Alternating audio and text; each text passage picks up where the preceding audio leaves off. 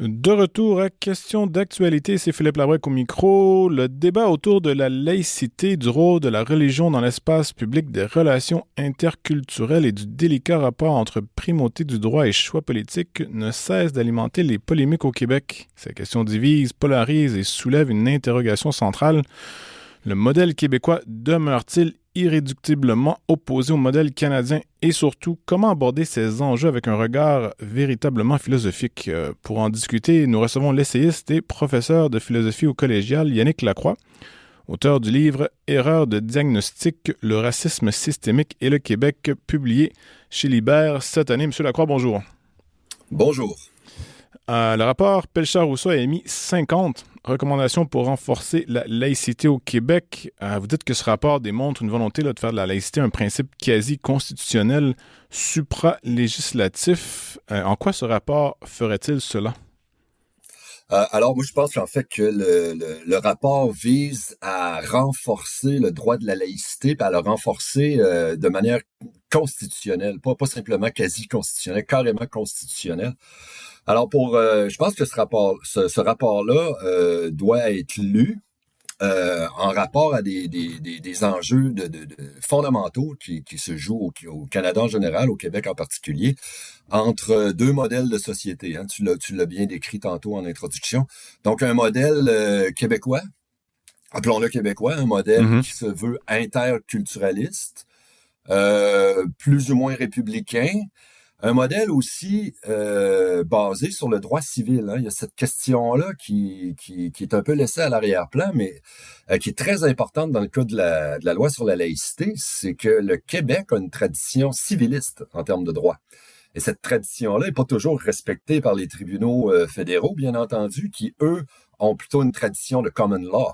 Donc, il y a aussi cette difficulté-là à se comprendre entre le Québec et le reste du Canada. C'est une difficulté qui est reliée à des conceptions du droit qui sont différentes.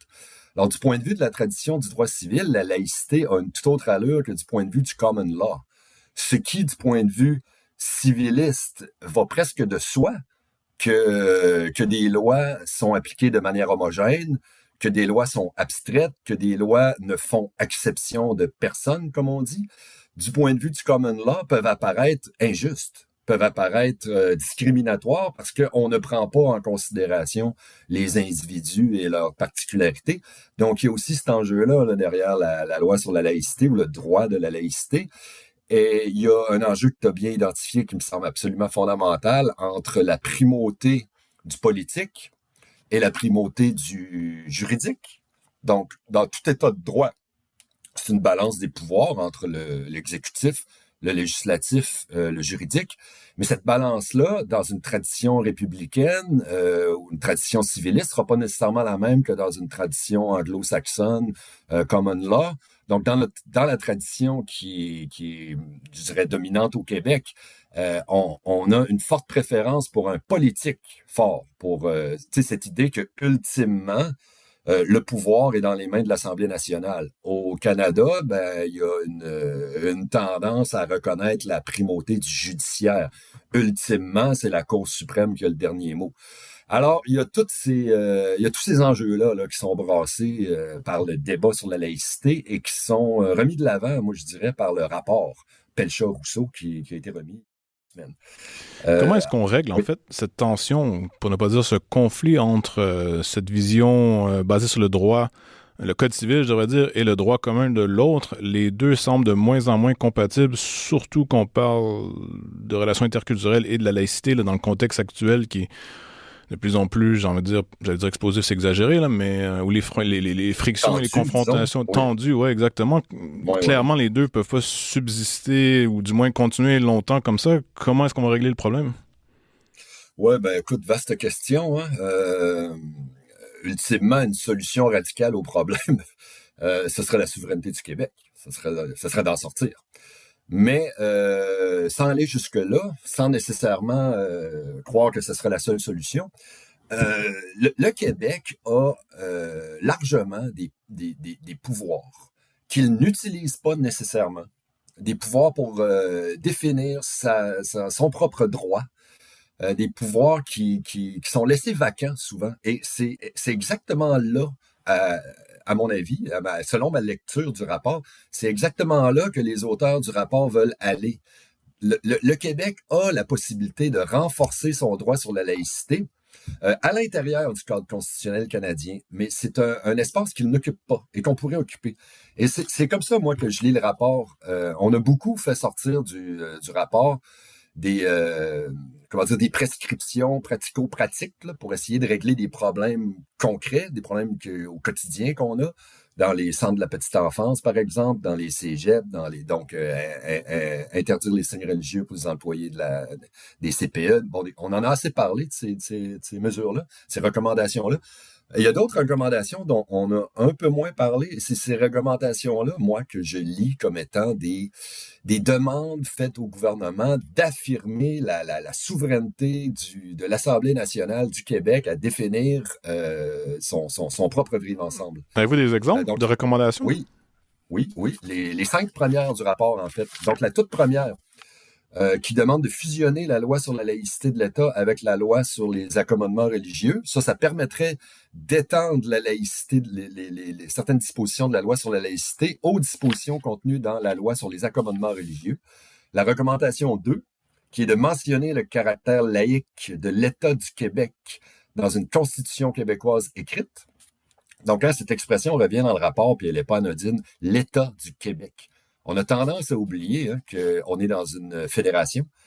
Donc, le gouvernement fédéral se comporte souvent comme un gouvernement unitaire, comme s'il était à la tête d'un État unitaire. Hein. Donc, on oublie que le Québec est un État fédéré, certes, là, mais un État néanmoins, qui a des pouvoirs qu'il peut utiliser.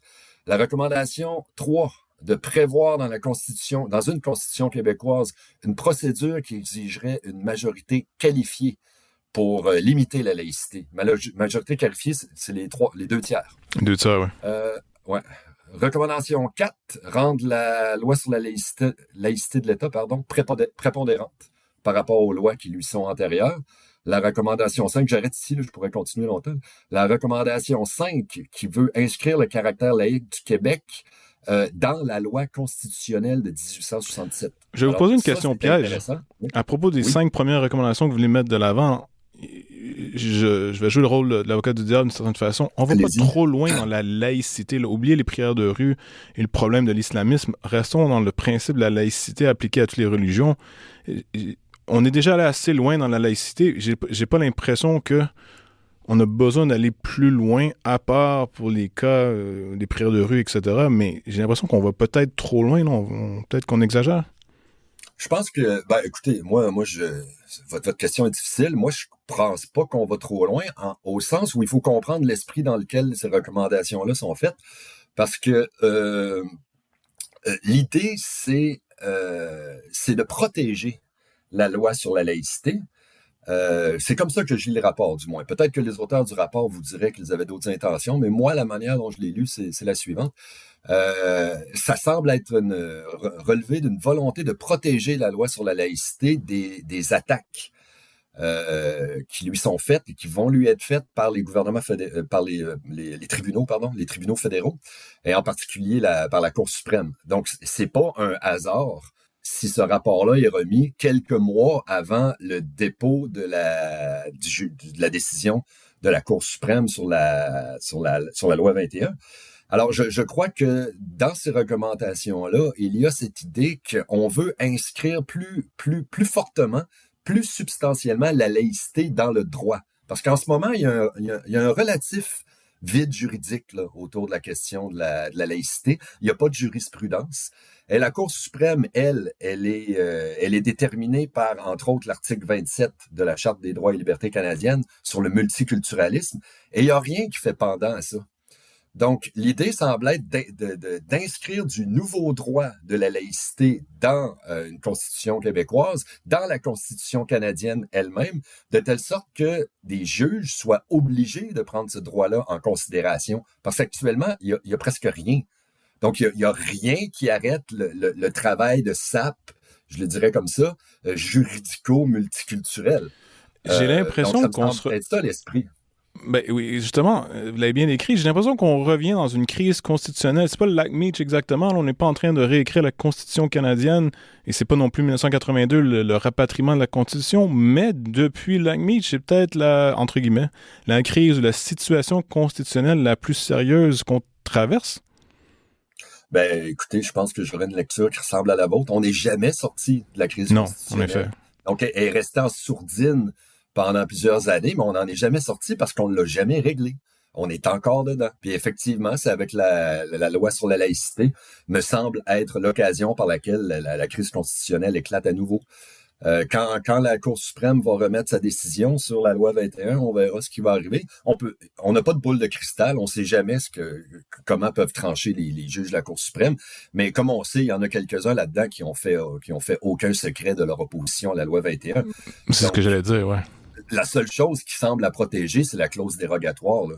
S'il n'y avait pas la clause dérogatoire, je pense qu'ils sauteraient dessus comme des loups À sur deux un pieds. chevreuil, là. Ah oui. Oui, tout à fait. Donc, je pense que c'est un peu dans cette perspective-là que les auteurs du rapport veulent renforcer le droit de la laïcité pour protéger cette loi-là, advenant le cas où un éventuel gouvernement libéral, pour ne pas le nommer, n'imposerait plus la clause dérogatoire. À tous les 5 ans, il va falloir reprotéger cette loi-là, là.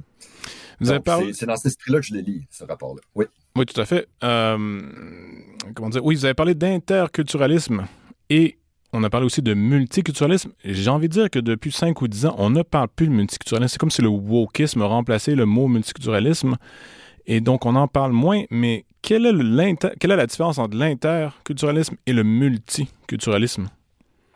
Ouais, il y a des mauvaises langues hein, qui diraient qu'il n'y en a pas de différence réellement, mais l'interculturalisme, c'est un espèce de modèle de vivre ensemble, prenons le terme technocrate, là, de gestion de la diversité, que le Québec a essayé de définir entre le multiculturalisme à la canadienne. Parce qu'on peut concevoir d'autres formes de multiculturalisme que celui qu'on a au Canada, là. Donc, entre le multiculturalisme et l'assimilationnisme. Donc, c'est au Québec, ça n'a jamais été à l'ordre du jour d'assimiler des minorités ethnoculturelles, mais le modèle multiculturaliste, pour toutes sortes de raisons dont on va faire l'économie ici, est pas plus acceptable pour une grande partie des Québécois. Donc, on essaie de définir un entre-deux qui est l'interculturalisme. Donc, on accepte la diversité culturelle, on la valorise, on la favorise, mais dans la perspective où il y a une culture une culture qui fait convergence. Donc, entre autres, une langue commune, qui est le français, puis certaines valeurs communes, entre autres la laïcité, l'égalité entre la femme et l'homme. Donc, certaines valeurs communes et une langue commune à travers lesquelles les cultures interagissent. D'où l'expression interculturalisme. Donc, c'est le modèle qu'on essaie de défendre au Québec. Moi, c'est la différence que je ferai entre les deux. Passons au côté philosophique. Vous utilisez le philosophe hollandais du 17e siècle, Baruch Spinoza, pour comprendre notre époque. Pourquoi? Pourquoi lui? Pourquoi Spinoza? Oui, ben parce que parce qu'il est formidable. Mais en fait, c'est que Spinoza a... bon, pourquoi est-ce que Spinoza peut nous éclairer sur le débat sur la laïcité? Parce que, précisons la question. C'est parce qu'il a écrit un traité en 1670, si je me trompe pas, qui s'appelle le traité théologico-politique. C'est sa deuxième œuvre d'importance après l'éthique démontrée géométriquement. Et dans cette œuvre-là, il théorise de manière très originale et très intéressante les rapports entre le religieux et le politique. Et moi, quand le rapport Pelchat-Rousseau a sorti, j'ai décidé de retourner à Spinoza parce que j'avais l'impression que Spinoza était un des fondateurs de la laïcité et je me trompais. Alors, non seulement le mot laïcité n'existait pas à son époque, mais en plus, Spinoza n'a jamais réclamé la séparation de l'Église et de l'État, bien au contraire. Mais pourtant, malgré ça, son analyse des rapports entre le théologique et le politique, le religieux et le politique, peut quand même nous aider à éclairer notre débat et pourrait fournir une sorte d'argumentation assez surprenante là, en faveur de la laïcité. Alors, je m'explique. Alors, le point de départ de Spinoza, hein, je dirais que c'est comme des penseurs de son époque, hein, c'est un relatif traumatisme là, relié aux guerres de religion. Donc, c'est le 17e siècle, un homme du 17e siècle. Il vivait en Hollande. Et la Hollande était beaucoup plus tolérante et pacifique là, sur le plan religieux que bien d'autres pays à la même époque, mais néanmoins, On parle des la guerres de tolérance n'était pas religion absolue. principalement à cause du schisme au sein de l'Église catholique, donc les catholiques, les Oh, protestants d'un côté et de l'autre, oui, là. oui, oui, absolument, absolument. Ouais. Donc, la guerre de 30 ans. Là. Donc, pour Spinoza, la diversité religieuse qu'il voit à Amsterdam, lui-même est juif. Il y a des protestants, il y a des catholiques, il y a différentes sectes protestantes. Cette diversité religieuse-là, pour lui, comme pour Hobbes, son maître à penser en matière politique, c'est quelque chose d'explosif. Là. Donc, c'est un grand danger que les factions religieuses, donc les chefs religieux charismatiques qui sont à la tête de sectes, c'est un grand danger si on les laisse concurrencer le pouvoir de l'État. Donc, pour Spinoza, comme pour Hobbes, l'État doit avoir la mainmise sur la chose religieuse. L'État doit contrôler la chose religieuse parce que si on laisse des visions religieuses, des visions métaphysiques se faire concurrence pour l'autorité, c'est presque une recette assurée pour la guerre civile là, de leur point de vue, là, du point de vue des penseurs du 17e siècle. Et ici, il faut amener une précision absolument fondamentale. L'État a le pouvoir et doit avoir le pouvoir absolu de gérer la chose religieuse. Ça veut dire gérer l'organisation sociale du religieux, le rituel, le culte. Mais l'État n'a aucun pouvoir sur la croyance religieuse. Alors, non seulement il ne doit avoir aucun pouvoir sur la croyance religieuse, mais il ne peut avoir aucun pouvoir parce qu'on ne commande pas une croyance. Donc, Spinoza était très conscient de ça. On ne commande absolument pas une croyance, nous, ou l'absence de croyance. Mais on gère la Donc, pratique. on gère la pratique, exactement. On gère la pratique religieuse pour éviter la concurrence entre les différentes factions religieuses.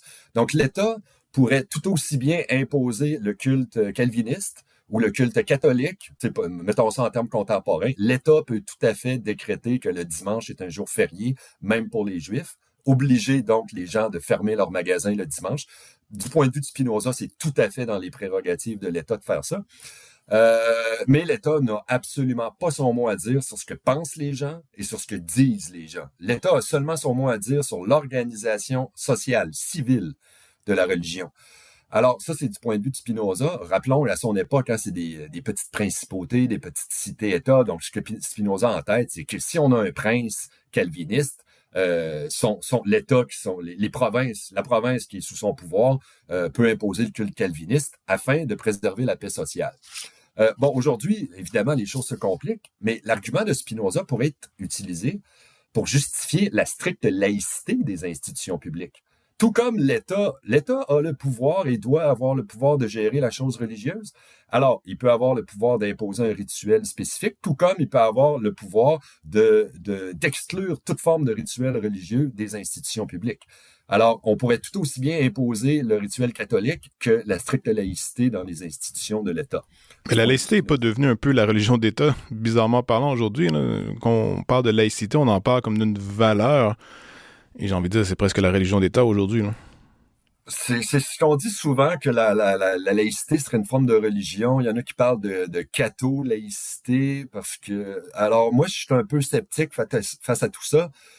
La laïcité, c'est certainement une philosophie. Hein? C'est une philosophie politique. En une minute. Euh, Pardon? En une minute. Oui, en une minute. Oui, ben, la philosophie, c'est certainement une philosophie politique. C'est un principe d'après lequel on veut gérer notre vivre ensemble de telle sorte que le droit, la vie publique, la vie commune ne soit pas contaminée par des superstitions religieuses. Ça n'en fait pas une religion pour autant. À mon avis, je pense que c'est légèrement sophistique de parler de la laïcité comme d'une religion parce que c'est plutôt la volonté de laisser la religion dans la vie privée et de la sortir de l'espace public pour ne pas qu'elle cause des problèmes collectifs. Je vous donne une minute de plus. En fait, comment est-ce que tout ça va se terminer dans la situation contemporaine? Est-ce qu'on se dirige constamment vers plus de laïcité ou peut-être sous le poids de demandes communautaires et de l'immigration, tôt ou tard, la laïcité, elle, va reculer? Comment voyez-vous les choses évoluer en une minute, là? Ouais, j'ai vraiment pas de boule de cristal et je pense que ça va dépendre en bonne partie de la décision que la Cour suprême va rendre. Mhm. Si la Cour suprême décide d'inventer du droit, parce qu'il faudrait inventer du droit là rogner ou abattre la loi 21. Et ça ferait jurisprudence. Ouais, il n'y a rien littéralement. qui empêche les juges de la Cour suprême d'inventer du droit. Là. Ouais. Ils le font assez régulièrement. Donc, tout dépendant de la décision qu'ils vont prendre, je pense que ça va définir l'air d'aller sur lequel on va être pour les prochaines décennies. Je pense que cette décision-là va, tout le monde le sait, tout le monde le sent. Là, Tout le monde l'attend. Ouais, ça va être définitoire pour notre vivre ensemble. Bon, je m'en tiendrai à ça pour l'instant.